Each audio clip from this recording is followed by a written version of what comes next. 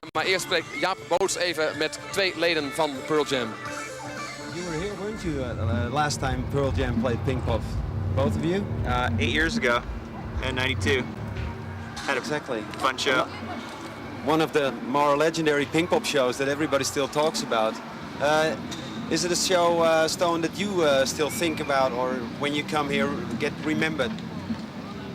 I remember it being pretty intimidating, pretty scary, but I remember also that Ed was sort of out of his mind and did some climbing, and I know he went in the crowd a few times, and it's pretty memorable. But yeah. If you think back to that gig and the things that have happened since then, what has changed for you personally, Stone? everything. Yeah. Can you remember? Sure. Yeah. Absolutely. That's, you know, I was 24 then, and now I'm 34, so I don't know. Think back, year 35, you know, in your mid-20s, like how your mindset changes, what your priorities are, you know. I think we're all really thankful that we're still in a band together and playing music together and have some records to kind of look back on, and that's a nice thing about it, is the relationship is, you know, continued to grow. Has your outlook on the rock and roll business changed since then? Sure. I think, you know, back then me and Jeff had been in bands that never sold any records, so we were ready to do whatever we could to, you know, sell records, you know, whatever the strategy was. And I think at this point, it's like our attitude is definitely more focused on just trying to make songs that we like and trying to grow as songwriters, and the clawing your way to kind of like get somebody's attention in the record business or to get on the charts or stuff like that has become a less of a priority, certainly. Yeah. I remember that reading somewhere that you had jammed and you sent a cassette over to Eddie for him to sing on. Was it like that he joined the band? Yeah, we made some demos. Jeff and myself made some demos, and actually gave the tape to Jack Irons. Yeah. And Jack gave the tape to Eddie, and because he was in San Diego then. Yeah. Yeah.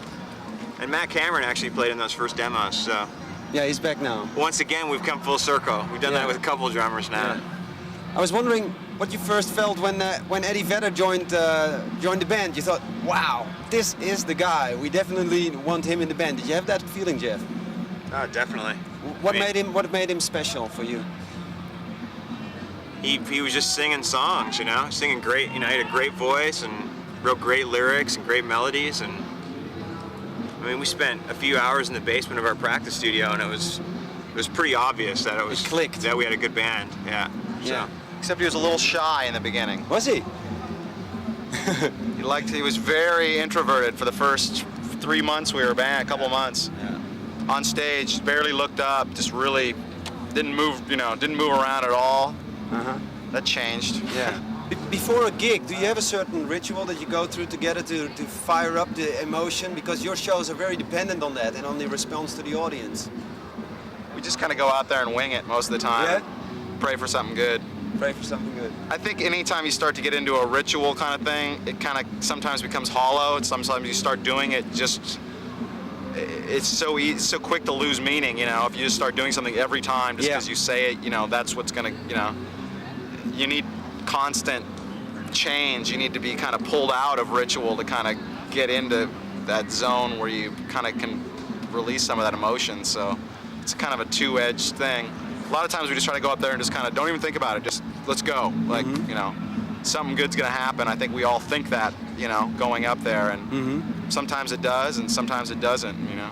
Yeah, it's what I always think should be difficult maybe for rock singers or rock guitar players or bass players or whatever, is if emotion is so important in music, and then you have to go through it night after night and conjure up this emotion again and again. It's like it's almost like acting. Do you sometimes feel like an actor, like I'm in the wrong play? Yeah?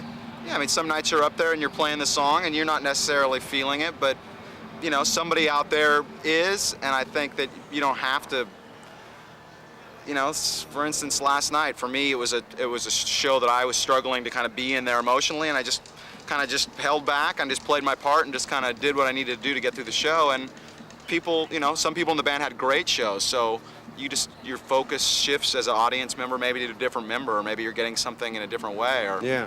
you just try not to.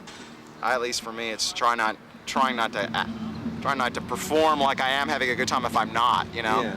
Is it going to be as good a gig today as it was in 1992? You have to top that, guys. You never know what's gonna happen. I mean, we're playing well right now. I mean, Matt Cameron's an amazing drummer, so Yeah.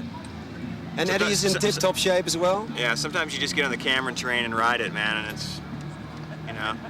Like you just said, let's wing it. Okay. Yeah. Wish you all the best. Thanks Good very luck. much. Hope for a very good show. Thank you. Thank you.